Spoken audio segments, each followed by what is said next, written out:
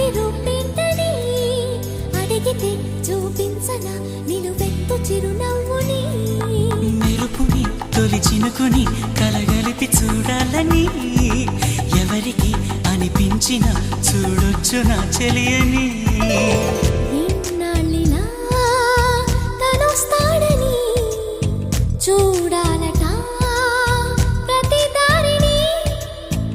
ఏ తోటలో తనందోనని ఎటు పంపను నా మనసుని.